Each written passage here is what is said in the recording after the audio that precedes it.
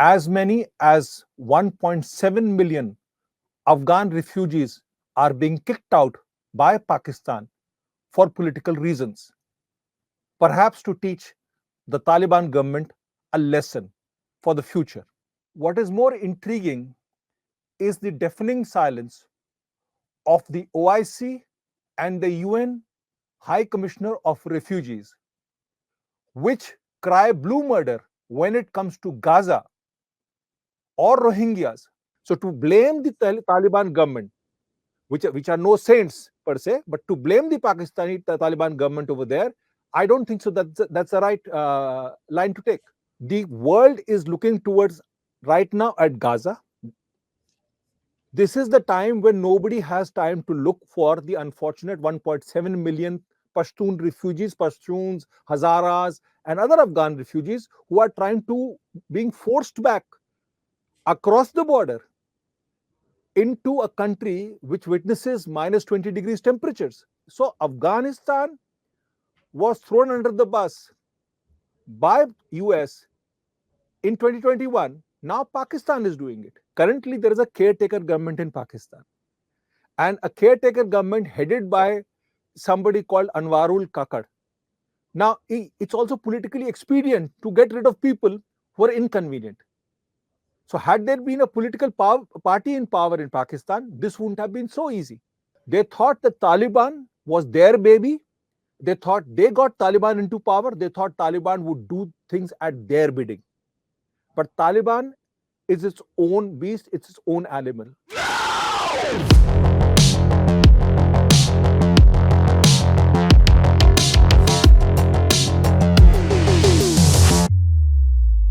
There's mayhem in Pakistan. The Pakistani establishment wants all the Pakistani nationals who had fled to the country to go back, leave Pakistan. More than 170,000, which is 170,000 Afghans have fled Pakistan over the last several days, and the exodus continues because they fear that the Pakistani government is going to go and do a violent crackdown on them. Now, the Taliban government has called these moves inhuman and amounting to harassment on part of the Pakistan establishment. You're watching HT Point Blank. With me is Shishir Gupta, our executive editor. Shishir, what's going on in Pakistan? Why is the crackdown on people which were once supposed to, they were once supposed to be friends? What's happening? Namaskar. Uh, what is happening in Pakistan right now is that the deportation of refugees to Afghanistan is basically a political weapon that Islamabad is using against Kabul, which is currently ruled by the Taliban.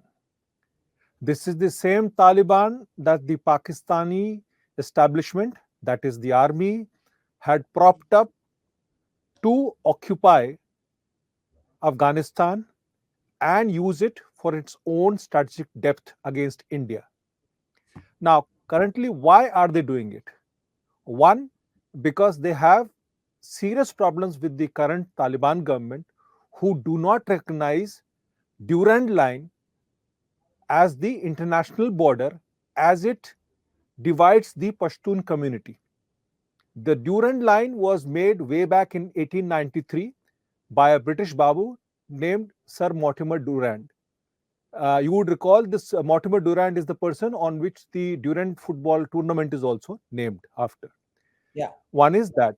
Second thing is that they were thinking that once the Taliban government takes over in Kabul, after kicking out the Americans, they would ensure that Tehreek-e-Taliban Pakistan, which is a terrorist group that is operating against the Pakistan army, that will be put under leash and that will be contained. But that is not what has happened, because the Taliban government says that Tehreek-e-Taliban is one of the 46 terrorist groups that operate in Pakistan. So it is their internal issue. It has nothing to do with the Taliban government in Kabul. So the two fundamental reasons are, this is the reason why that they decided that suddenly the refugee community, Afghan refugee community in Pakistan, which is based in Baluchistan, Khyber Pakhtunkhwa, Sindh, parts of Punjab also, suddenly they became as the harborers of terrorists, and they were the people who were responsible for the terror attack in Pakistan. So now they've been branded as terrorists, so to speak, and they want to throw them out. So this is what is happening currently. Right. In fact, this is exactly what the Afghan Taliban's interim foreign minister, Amir Khan Muttani, he said in an interview with BBC recently, I think yesterday, that Pakistan's forced expulsion of Afghan refugees in this extreme cold is intended to exert pressure on the Taliban leadership to accept its demands. And there are two demands largely that he talked about. One is Tehreek-e-Taliban, act on Tehreek-e-Taliban, and the second, of course, is what is the Durand Line issue. Accept it as the mutual border. But tell me, this is the same Tehreek-e-Taliban. Coming to the first point, the Tehreek-e-Taliban, which Pakistan had actually sort of fanned, inflamed, in fact, developed this group to sort of, as its own ingrown terror cells. Tehreek-e-Taliban Pakistan actually operates within Pakistan. It has only ethnicity as far as the Taliban is concerned, that they are Pashtuns. Okay, and they are operating across the Torkham border. They are operating in Khyber Pakhtunkhwa. But the point is that it was the Pakistani establishment, that is the deep state, which has been playing various groups for its own Right. purpose. Whether it is Tehreek-e-Taliban, Lashkar-e-Taiba, Jaish-e-Mohammed, Lashkar-e-Jhangvi, I mean, I can go on forever. So suddenly, so when things start hitting back at them, then they decide to take a counter action, and that is why the action on Tehreek-e-Taliban Pakistan is being done, and on the unfortunate refugees, just to keep them at bay and try and contain it, which they will not be able to do because Tehreek-e-Taliban continues to attack the Pakistani establishment. And recently, the Pakistan Air Force Base at Miabali was attacked by Tehreek-e-Taliban Pakistan terrorists. So to blame the Taliban government, which are no saints per se, but to blame the Pakistani Taliban government over there, I don't think so. That's the right line to take. Shishir, but why now? Why is Pakistan? What's the timing got to do with? Why is Pakistan acting against these Afghan refugees now? You see that the timing of the entire thing is something to be noted by our Yeah, viewers. There is US is tied up with Israel in Gaza. Russia is tied up with Ukraine in the Ukraine war. The world is looking towards right now at Gaza.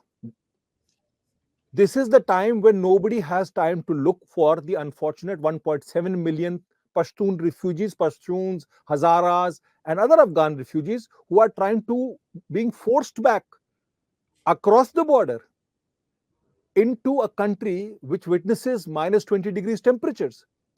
And right. these people, their houses have been knocked down, they've been forced to flee, and this is the time when you have the UN Secretary General Antonio Guterres, who was also the UN High Commissioner for Refugees, who used to till the other day praise Pakistan for helping out Afghan refugees. Today he is quiet. There is this so-called Organization of Islamic Conference, OIC states, which are right now clawing brew murder over Gaza, but they don't have a word to say about the Pashtuns, about the Afghan Muslims. There is this China who keeps quiet, who's doing all sorts of activities against the Uyghurs in Xinjiang. Why she doesn't utter a word? Neither does the world is interested. So Afghanistan was thrown under the bus by US in 2021. Now Pakistan is doing it. You must not forget these were the same refugees that were used by Pakistan to ensure that insurgency takes place in Afghanistan. They were the same refugees that who were called the Great Mujahids by the Yeah. Europeans. So it's a farcical uh, thing that is happening in right now in Afghanistan and Pakistan.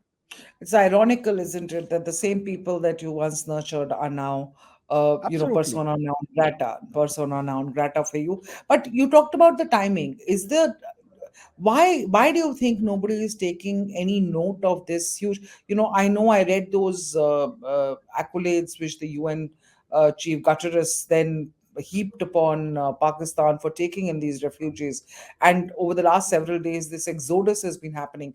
Why do you think nobody is really interested? Are they too busy with the Israel Hamas war, or are there other reasons? You see, the one part is the Israel Hamas war in Gaza. So you have the OIC, which is more focused on what they now call as the halal Gaza. But the fund, but there is a other political reason also. Currently, there is a caretaker government in Pakistan, and a caretaker government headed by somebody called Anwarul Kakad. Now, it's also politically expedient to get rid of people who are inconvenient. So, had there been a political party in power in Pakistan, this wouldn't have been so easy. Now, what is going to happen beyond this is that it is already generating a lot of anti Pakistan sentiment within Afghanistan. They thought the Taliban was their baby. They thought they got Taliban into power. They thought Taliban would do things at their bidding. But Taliban is its own beast, it's its own animal. Now, what is going to happen is a huge anti Pakistan sentiment is going to be built up over there. While the ISI or the Pakistani deep state can say, actually, India is trying to promote that. No, they are trying to dig their own grave now. This is probably, you talked a little about the fallout in the entire Asia Pacific region of this Pakistan, Afghanistan, once brothers, once friends. Now, they seem to be looking at each other like arch foes or arch enemies. What is going to be the fallout of this Afghanistan Pakistan uh, enmity which is brewing on the entire Asia Pacific region? Does it have You, implications for India? you see, India has been always a supporter of the Afghan people. Even when it was a republic and now it is an emirate, India has been all it's traditionally, historically, civilizationally always being supported of the Afghan people, uh, whosoever was in power.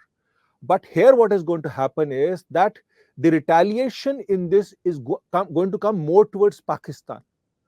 The same Afghan refugees who were being used as cannon fodder by Pakistan, they will turn back against Pakistan because what they are doing to them.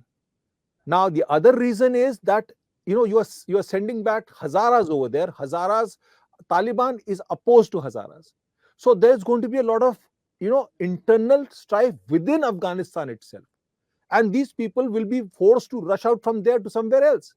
So there is going to be a lot of confusion, lot of suffering, lot of misery. But what is going to happen is Pakistan does not never utters a word on the treatment of the Uyghurs in Xinjiang province of China. Pakistan never utters a word as to you know what is happening to those people, but it will always blame India, like the OIC, or why didn't they take the Rohingyas in?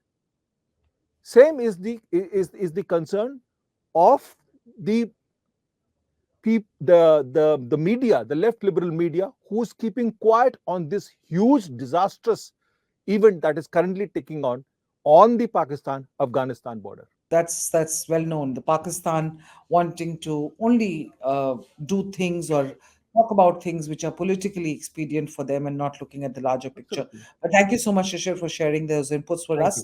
us and our viewers. Thank you, viewers, for watching this broadcast. We will come back to you with more. Stay tuned to HT Point Blank.